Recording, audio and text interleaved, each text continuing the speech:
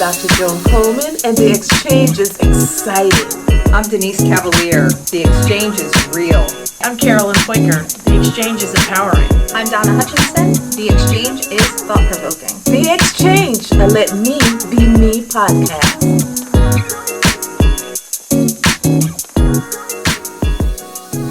Hello, everyone. Welcome back to the Xchange. We have missed you guys so much. I missed you, ladies. We missed you. Listen, this is our first show back, and we want to talk about perfection. Focus on progress, not perfection. And we also have a guest. But before we get into it, let's introduce the ladies. Donna Hutchinson.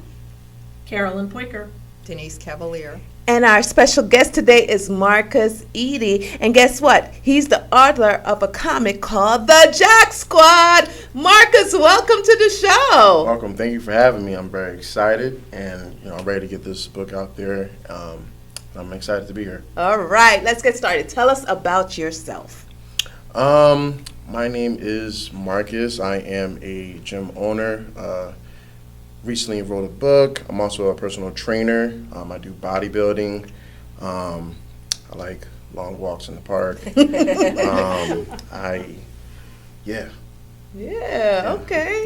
All right. That's so exciting. And you know what, Marcus? I'm so glad you wrote this book. I want to intertwine it with our topic today, perfection. Now, ladies, is perfection possible? Is it possible for us to be perfect? I mean, I think I've spent my whole life chasing that, only to find out 44, still no. No, at 44. And the more I chase it, the more exhausted life gets. So, trying to put that down. Trying to put it down. Yeah. I mean, I'm more than 44, and I haven't found it, so no, I don't think so. No? How about you? Yeah, I think it's probably an unreasonable, unattainable standard that maybe we set for ourselves sometimes, and then I think you can reach one milestone and then something else pops up, so it's always something to work on. So I'd say no. No? What do you think, Marcus? I think with perfection, there's always a ceiling that you try to hit, and then once you hit that ceiling, it's like, all right, well, you get comfortable, and then you start coming back down, and then you go back up, and then you go back down. So it's like a roller coaster effect.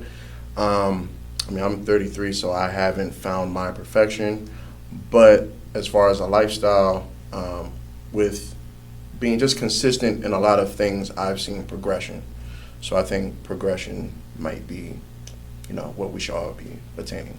I heard this story yesterday on my ride home, and the guy asked, well, are you going to be great? Are you going to be perfect? How are you going to do it? And he was like, give me 10 years. I'm going to do it. See me in 10 years. So he said 10 years went by. The guy come back. Are you perfect yet? Did you do it? He was like, give me 10 years, and I'm show you 10 years I'll do it. And he says, every time someone asks me that question, I tell them, give me 10 years. It's going to take 10 years. It's going to take 10 years because you never reach that point, so it's always a stride, it's always a continuation of what you're doing, and we have this picture of perfection that's probably not even perfection. Whatever you do and whatever your hands does is already perfected, don't you think? Yeah. Now, what made you develop the Jack Squad? What made you come up with this character? And tell us about the Jack Squad. So the Jack Squad is a team of superheroes that help kids to get healthy and fit and live a healthy lifestyle. I came about the book, the idea came to me when I was doing one of my personal training sessions, and one of my clients at the time, she was a children's book author. Also at that time, I'm a big Marvel anime fan, DC. A movie came out, so I was like, okay, well, it literally just happened. It came to me, I was like, well, is there a superhero that has fitness attributes or healthy living attributes? And there's a ton of characters in the world of in these different universes.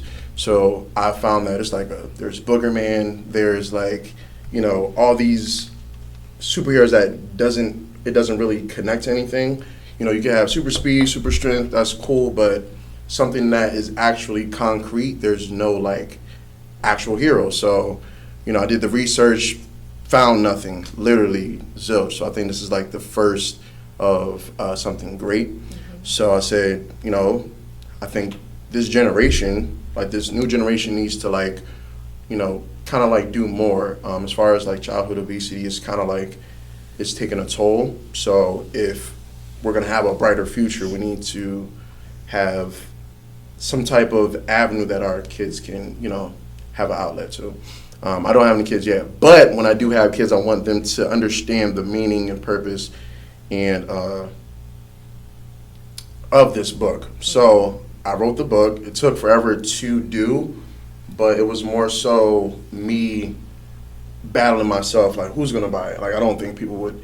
It's fitness, it's a book. It don't make sense. It's, for kids. And I just did it. I was like, you know what? You never know until you did it. I mean, you never know until you do it. So we're here now. Yeah. That is so awesome, and that what you said leads me to the next question: is perfection the enemy of success? Yeah. And the overwhelming fear of making mistakes? What do you think about that, Carolyn? Is the perfection the enemy of success? Oh, I think so. For a lot of us, it would be. I think if you're a super perfectionist, I have one that lives in my house, it absolutely stops him from even starting. So yes, I think if we're so focused on perfection, we're not even going to get that success that we could have without it. I definitely think perfection can bring you into your head where you overthink things. And I think really just living in the now, having goals and then living in the now and enjoying, really having fun doing what you're doing is a better way to approach, yeah. I've discovered I thrive best when I'm and I don't love this about myself, but here we are, when I'm sort of thrown into doing things so I don't have the time to overthink, because I've had many goals in my life, and same thing, I freeze before I even start. So it's almost better for me, as much as I don't like it, to just kind of get tossed in the ring and and see what happens, and I have a much easier time that way sometimes. So. Do you know that's a perfect answer, because I was reading where it says confidence is just you going in there and throwing yourself in without thinking about it. Yes. Because that when we start thinking about it, that's when we make our mistake. That's when we're like, no, I don't want to do this. But when you just go in, both feet in, jump in and do it, that's you building your confidence. So I'm so glad that you decided to take a chance. Yeah. People fail and fail 1,000 times, and that's how you find your success. Did you find success did you feel like you felt like you would fail, nobody would probably want it? Yeah. But how is the outcome? What is the outcome? So far I've sold a couple $100. I need to figure out like how many exactly. I'm bad with the organization part. That's a whole nother story. But I've went to many schools in Trenton. I've hit Parker Elementary, TCPA. I recently went to Foundation Academy, a bunch of other schools, and the feedback that I got from the teachers, from the kids, was tremendous. And it's like, wow, like from me having a little bit of courage and not like I wanted it to be perfect, but when I reached that limit of, all right, this is what it is, let me just put it to the world. Like once I've reached that, I think this book is definitely going to be something for future generations to come. Because when I do my book readings, I also incorporate like 10 minutes of fitness, 10 minutes of dance, 10 minutes of yoga.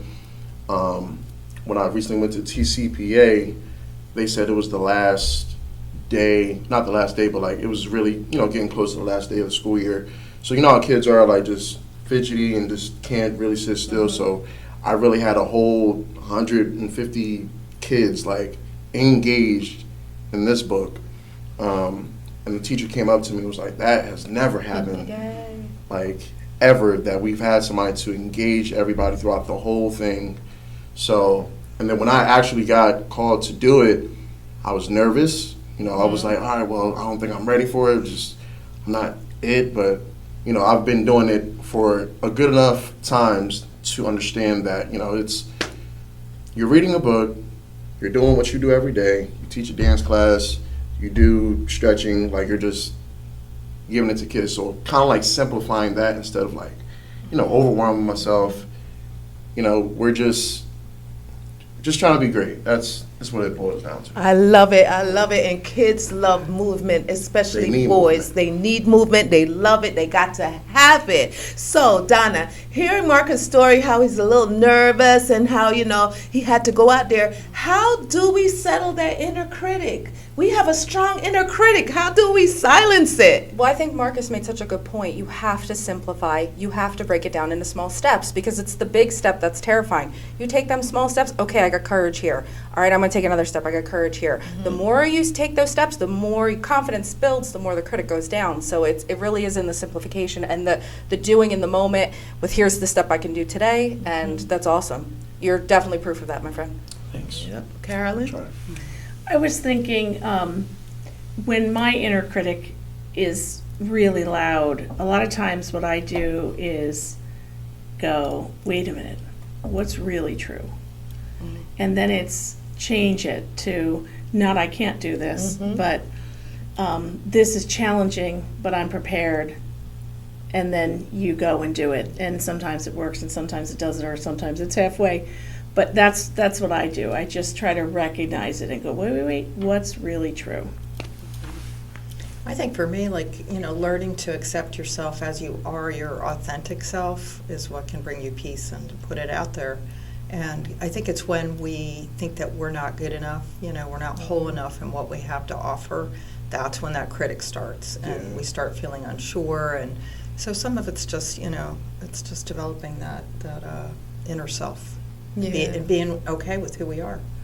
Yep. You have to be okay with your authentic self, and you know what too, that inner critic is strong. That thing will fight you. But let me tell you though, for every negative thought, you think of 3 positive ones, okay? And you flip that thing around, and it's a practice. We think it's so easy. Oh, we tell people, oh, confidence is easy, you could do it. No, it's a practice. It's an everyday thing. When you wake up till you go to sleep, you have to build yourself up. Especially the inward man. You have to strengthen that, and it takes work. Nothing comes easy. So the work you have been doing with these kids, right? How do you think it's impacting those children you have already encountered and the ones to come? So like I said, recently I went to Parker Elementary school. So I was talking to the 5th graders. So 5th graders are in between young and think they, know something, but you're 5th grade. So it was a few kids that came up to me after we did the fitness portion and we did the dance portion. They said, hey, can kids come to your gym? And mind you, they're 11, 12 years old. So I do have, a few 12 years old, but they're athletes. So it's a little different. But because they're interested, it's okay, well, I need to follow up with these kids as soon as possible, because if not, kids are oh, they jump here. I don't want to lose that interest, especially if I can, save a life of somebody that, really needs it. So I'm thinking about, doing a class for, kids 11 to 13, so they're surrounded around, positive vibes and good energy. So that's in the summer. It's not set in stone, but I think something good can come out of it if I actually put some time into it. I put time into it. Great. That sounds really good, and the kids will love it, I know, and that will impact kids, and they will start exercising, and maybe their parents will see them and say, hey, let me walk with you, or let me run with you. Yeah, that's the big goal. Yeah. That's the goal. Don, the ladies might have some questions for you. Go ahead, ask Marcus anything you want to know. I have one. Speaking of childhood, clearly if fitness is your passion, when did that begin for you and what impact did that have on your life? Because clearly it's a driving force. So when I first started, I always say a story. So I graduated school. I first had a job at Robert Wood Johnson as a trainer. And then after that, I said, this wasn't, for me, so I decided to do my own thing. Once I started doing that, I noticed, a change, kind of like in my mom's health. So she was, very overweight. She didn't really, she would work out and then she would have McDonald's. And I'm like, yo, this is not it. Or she'll work out, she'll have a milkshake. She'll work out, and it's you can't do this and do that at the same time. It's either or or let's modify a plan where you can still have this, but you really got to do this.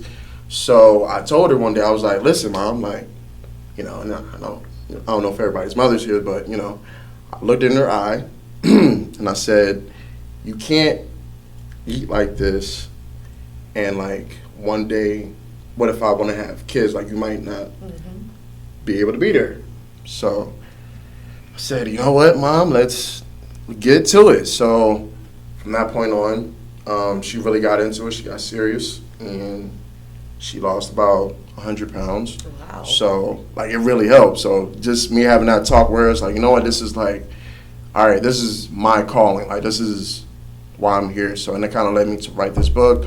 So now, you know, for future generations, 5th grade, pre-K and up, you know, they have like a kind of like a driving force.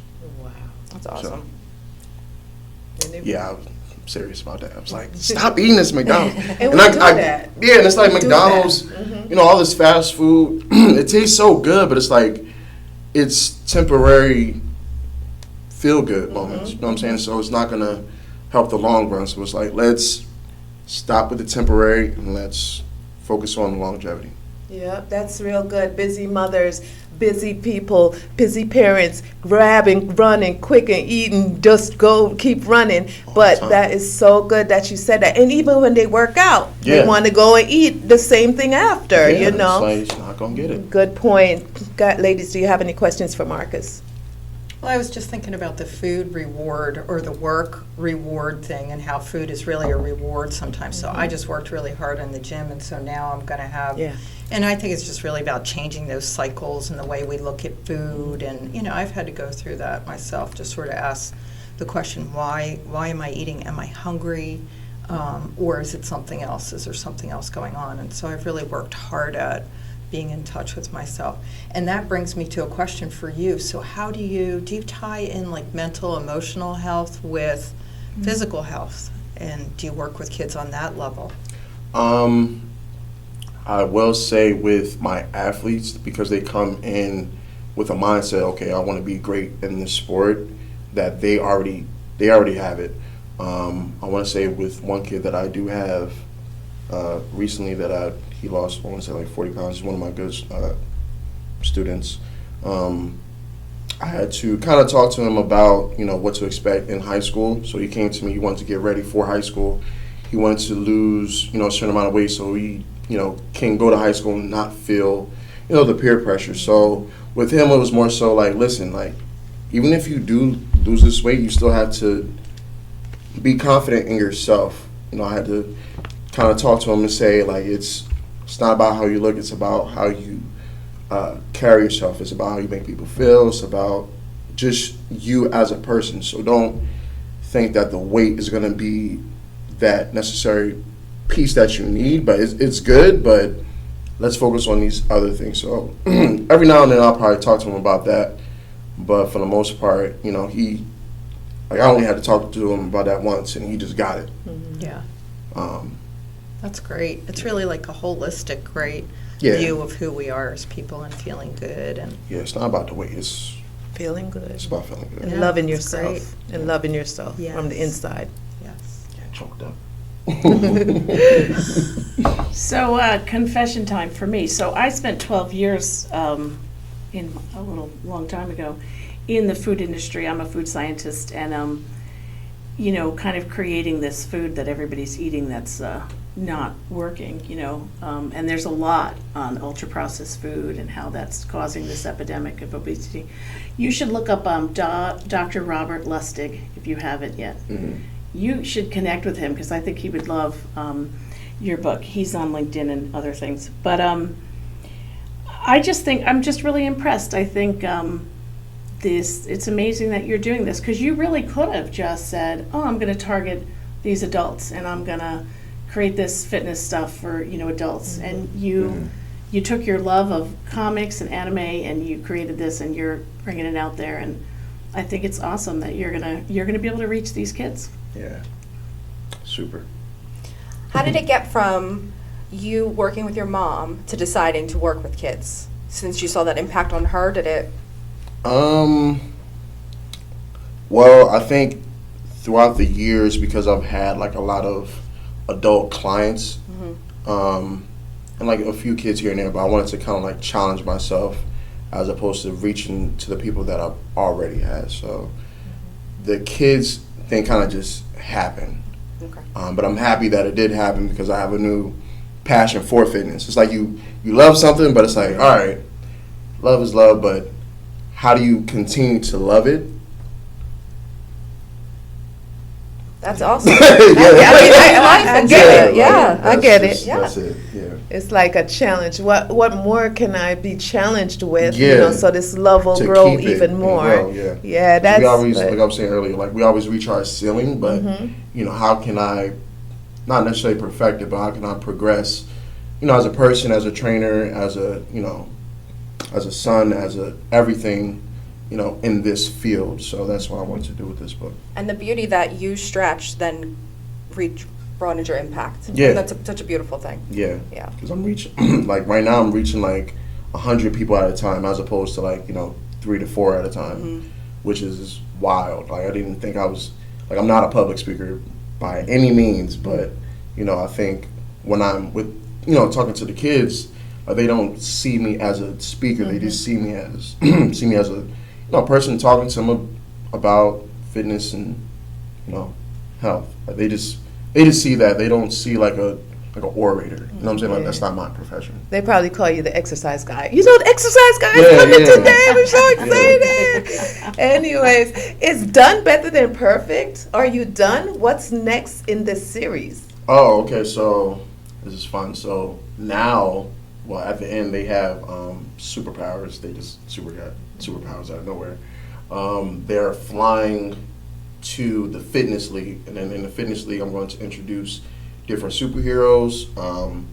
The heroes are going to be, with the superpowers of like, yoga or like the power of bodybuilding, or like the mental health person.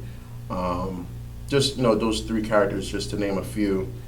And then from there, they're going to have an issue that they have to solve in the nearby nebula or something like that. And then the next book after that is like, all right, well, what kind of problems are we going to face? And now I got to think of a name of a bad guy with the, a buildup of anxiety guy or something like that.